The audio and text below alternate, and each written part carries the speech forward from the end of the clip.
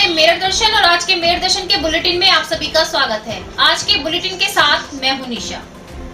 Corona महामारी का प्रकोप जिस तरीके से बढ़ा है उस तरीके से शासन द्वारा पूरी सहूलियत दी जा रही है, पूरी मेहनत की जा रही है। यहाँ तक कि अब जो टेस्टिंग मशीन थी वो भी मेडिकल में लगा दी जा चुकी है। मेडिकल अस्पताल में टेस्टिंग मशीन लगाई गई है जिसमें 1 घंटे में 8 जो है रिपोर्ट की जांच की जा सकती है। उन्हीं सभी चीजों को देखते हुए जो हमारे मुख्यमंत्री हैं उनके द्वारा निर्देश दिए गए हैं कि संचारी रोग जो ये फैला हुआ है, साथ साथ उनके लिए भी एक अभियान चलाया गया है, जो कि कल मैंने आपको न्यूज भी दिखाई थी कि संचारी रोग जैसे कि मौसम बदलने के साथ साथ बहुत सारे रोग अब शुरू हो जाते हैं, तो उन रोगों की चेकिंग के लिए भी।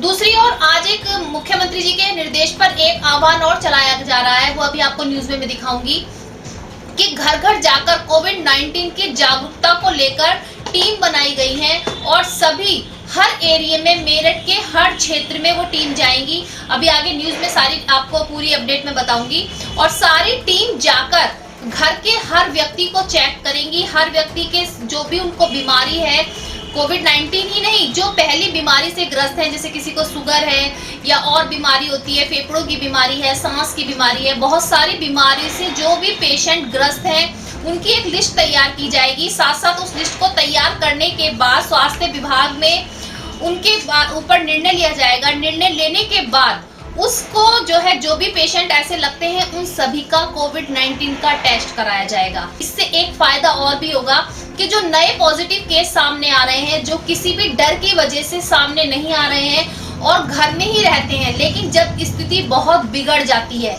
मैंने आपको पहले भी कहा था कि बीमारी अगर महसूस होती है तो उसे छुपाए नहीं, अस्पताल में संपर्क करें, अपना टेस्ट कराएं। हो सकता है कि आपको कोरोना हो ही ना, केवल आपके अंदर का वहम हो, और अगर कोरोना होगा तो आपको जो है उसका ट्रीटमेंट समय से मिल जाएगा। लेकिन बहुत से लोग अभी भी नहीं सुन रहे हैं, घर में ही रह रहे हैं और जब बीमारी आखिरी स्टेज पर पहुंच जाती है, लंग्स पे इन्फेक्शन कर देती है और बीमारी बढ़ने के बाद जब बहुत खतरनाक स्टेज बन जाती है, तब लोग जो है अस्पताल तक पहुंचते हैं, जिससे जो मृत्यु दर है वो भी बढ़ रही है। अगर किसी को लक्षण महसूस होते हैं तो स्वयं बताएं कि शायद हमें कोरोना तो नहीं। चेक कराने में कोई बुराई नहीं है, चेक करा सकते हैं अगर आपको सिम्टम नजर आए। आज के समाचारों के प्रायोजक हैं खेमचंद पहलवान, पूर्व सदस्य Uttar Pradesh Congress committee, Arvind Kumar Gupta, Marwari Bhoj, metro plaza, Delhi road, Meerut, doctor Beena Rani Agarwal, समाज सेविका, और सह प्रायोजक हैं वीजीएस पब्लिक स्कूल, पंचगांव, गढ़ रोड, मेरठ, माधुरी डांस एकेडमी, पल्लवपुरम, मेरठ। अब नजर डालते हैं दिन भर की तमाम हेडलाइंस पर, जिसके प्रायोजक हैं जूम डिजिटल मूवी वर्ल्ड। आज की हेडलाइन के प्रायोजक हैं SS public school, mission compound, बच्चा पार्क, मेरठ। आज फिर बढ़े मेरठ में कोरोना पॉजिटिव मरीज, 28 नए मरीज आए सामने। टोटल आंकड़ा हुआ 1039, मृतकों की संख्या हुई 70। मेरठ सीएमओ ने दी जानकारी। जिले में लगातार बढ़ रहे कोरोना के मामलों को देखते हुए मुख्यमंत्री योगी आदित्यनाथ ने दिए निर्देश। कोविड-19 के संक्रमण की चेन तोड़ने के लिए 12 जुलाई तक डोर टू डोर सर्वे करेगी स्वास्थ्य विभाग की टीम। परीक्षितगढ़ थाना क्षेत्र के ग्राम मवी में घर में सोई 80 वर्षीय वृद्ध महिला को पीट कर की हत्या। सूचना पाकर थाना पुलिस, सीओ सदर देहात, एसपी देहात, डॉग स्क्वाड टीम पहुंची मौके पर, जांच पड़ताल जारी। शास्त्री नगर ई ब्लॉक में सेल्स एडिशनल कमिश्नर के चालक से मास्क लगाए हुए बदमाशों ने गाड़ी का शीशा तोड़कर की 1 लाख रुपए की लूट। जानकारी मिलने पर मौके पर पहुंची पुलिस, बदमाशों की तलाश जारी। जनपद में शनिवार को एक तरफा प्यार में हुई दलित परिवार में पिता पुत्री की हत्या के बाद भीम आर्मी के संस्थापक चंद्रशेखर मिले पीड़ित परिवार से। इस दौरान सोशल डिस्टेंसिंग की उड़ी धज्जियां। शहरी आजीविका केंद्र में बृहस्पतिवार को प्रधानमंत्री स्ट्रीट वेंडर निधि योजना के अंतर्गत कार्यक्रम का किया गया आयोजन। 400 लोग स्ट्रीट वेंडर का हुआ रजिस्ट्रेशन। प्रबंधक राकेश गौड़ ने दी जानकारी। पेट्रोल व डीजल की बढ़ती कीमतों को लेकर महानगर कांग्रेस कमेटी मेरठ ने कांग्रेस अध्यक्ष अजय कुमार लल्लू के आह्वान पर तहसील कार्यालय पर किया प्रदर्शन व नायब तहसीलदार के माध्यम से राष्ट्रपति को भेजा ज्ञापन। अब खबरें विस्तार से। कोरोना के बारे में जैसा मैं आपको रोज बता रही हूँ, कोरोना महामारी कोई ऐसी बीमारी नहीं है जिसे आप बिल्कुल खेल समझ रहे हैं। ये बीमारी अगर किसी एक व्यक्ति को हो रही है तो पूरा परिवार इसके लिए क्वारंटाइन किया जा रहा है। पूरे परिवार को घर में ही, अस्पताल में ही रखा जाएगा।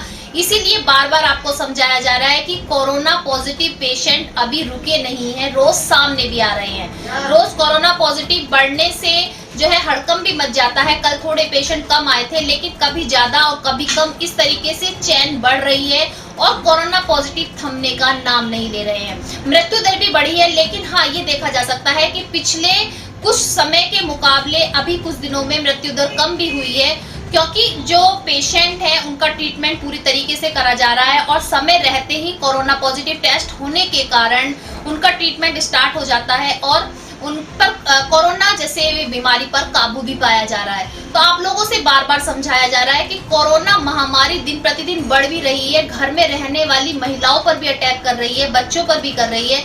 तो रोज कोरोना पॉजिटिव केस बदल कर आ रहे हैं, कभी कम तो कभी ज्यादा। तो अब आप दिखाते हैं कि आज की कोरोना अपडेट क्या है। कोरोना के बढ़ते आंकड़ों ने उड़ाई स्वास्थ्य विभाग की नींद। 28 नए कोरोना पॉजिटिव मरीज मिलने के बाद मरीजों का आंकड़ा हुआ 1039। आज पॉजिटिव आए मरीजों में 8 नए मरीज व 20 पुराने मरीजों से जुड़ी चेन है। इन मरीजों में ज्यादातर घरेलू महिलाएं, विद्यार्थी व किसान हैं। कोरोना से मरने वालों की संख्या हुई 70। 731 मरीज अब तक किए जा चुके हैं डिस्चार्ज। 238 केस अभी भी हैं एक्टिव। मेरठ जिले में बढ़ते कोरोना मरीजों की संख्या को देखते हुए साथ ही संक्रमण की चेन को तोड़ने के लिए मुख्यमंत्री जी द्वारा निर्देश दिया गया कि डोर टू डोर जाकर सर्वे किया जाए।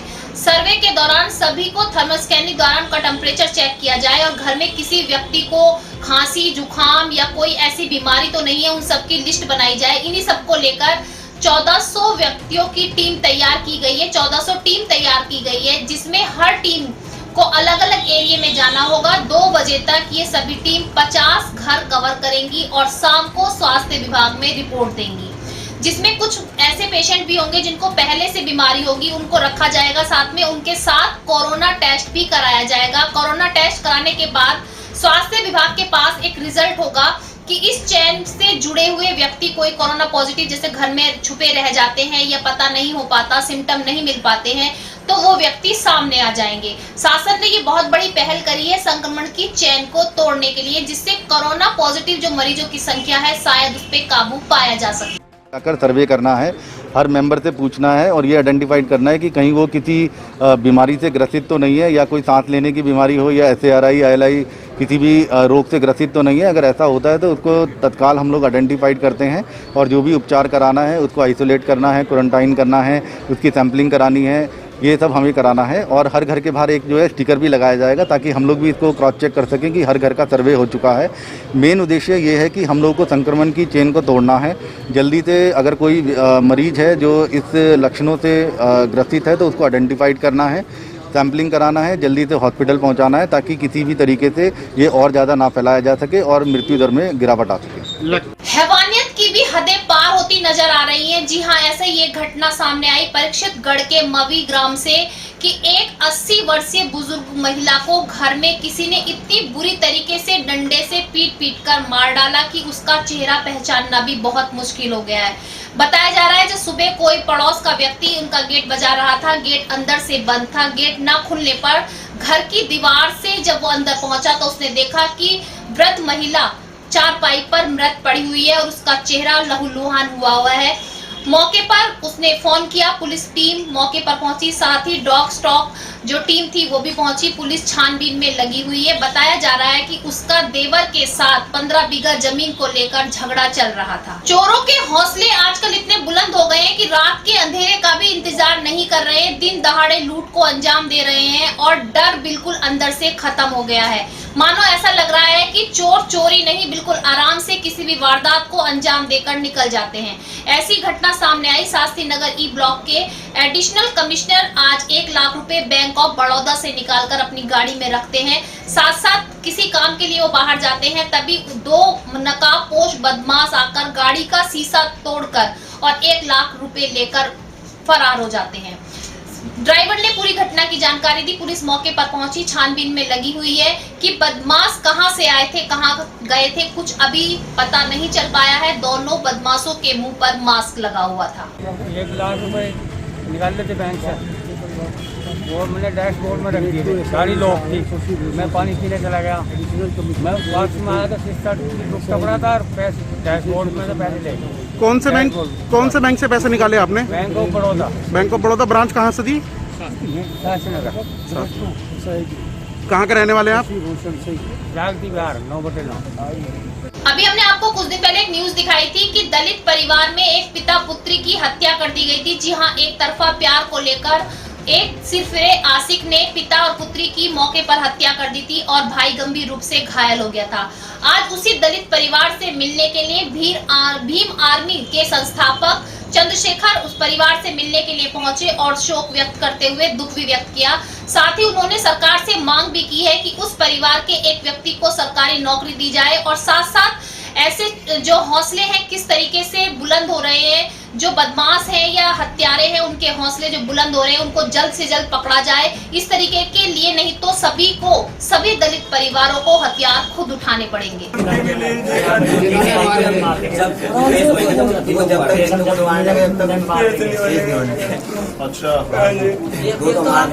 देखिए, कानून का राज खत्म हो चुका है। अपराधी जो है इतने ताकतवर हो गए, खुलेआम आके हत्याएं कर रहे हैं।